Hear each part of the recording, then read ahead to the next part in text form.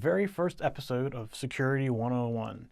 We designed Security 101 to be for the people who aren't computer savvy, or I don't want to say computer savvy because everybody's a little bit computer savvy, but not in the technical realm. We want to get the message out to people who use a computer every day at home, or maybe use one at work, but don't follow the security news and aren't up on how to protect themselves. So that's what we designed Security 101 to be: completely non-technical, try to describe things in an easy to understand format. So our first week here, we're going to talk about something called phishing. And if you've been reading the news, you probably heard a little bit about it. And it's not like with the rod and reel, although that's kind of how it was named for. These bad guys out there are trying to get your information. And the way they do it is they basically send something to you to click on, to go fill out information, looking like something that you would use every day. And you do it, not necessarily unknowingly, but you do it with some trust, because we, as humans, typically trust people by default. I mean, we take people for the word at first. So they take advantage of that. And with phishing, they basically can send you a link, and we're going to talk about a couple of different ones here, especially ones that are going around recently. And you go and you think it's something legitimate, and you fill it out. What they're really doing, though, is they're taking information from you. It could be a credit card number, or it could be birth date or other information that they can use to learn more about you. So basically, what I want to say, first of all, is if you get an email, the best thing to do is don't click a link in the email. So if, say, you get an email from PayPal or Bank of America, and it says you get to go check your account or something, don't use the link. Go to the actual Bank of America website without clicking the link, because that link very possibly could be a phishing email, and it may even look like Bank of America or PayPal when you get there, and you type in your username and password to log in, and it keeps telling you it's bad or something like that.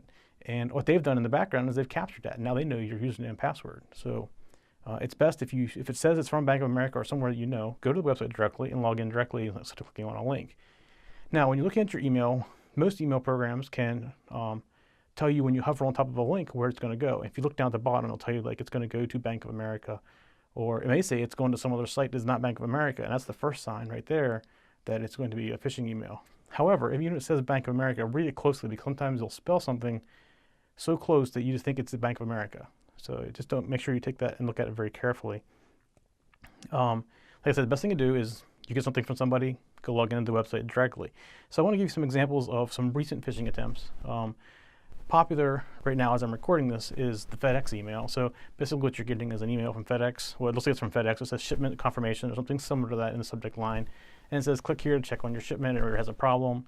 And people are clicking on that. Now, what they're doing when you click on it, though, is they're installing malware. So they're not really trying to gather information. They're trying to infect you. But it's very similar. They're sending you an email that looks like a phishing email.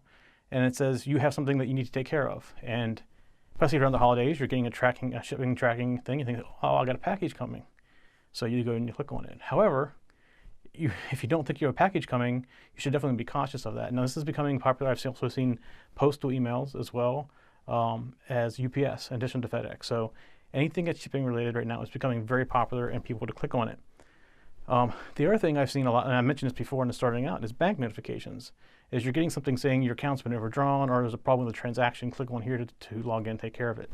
Be very cautious. They're coming around and they're basically stealing your banking information when you are trying to log in. And it looks just like the bank itself. The other thing that I've been getting, and I just started getting it this week, is webmail notifications. So I got an email from Yahoo saying that my account was over its limit or something like that. I can't remember what it was. And I'm thinking like, well, I know it's not. So I started looking at it, and I realized that it wasn't even taking me to Yahoo, it was taking me somewhere else. So be very careful about that. That's something new that I started seeing this week. And one thing I want to say, and we're going to talk about this in a future episode, is when you click those links, a lot of times, like I was talking about the postal emails, they're taken to what's called a drive-by site.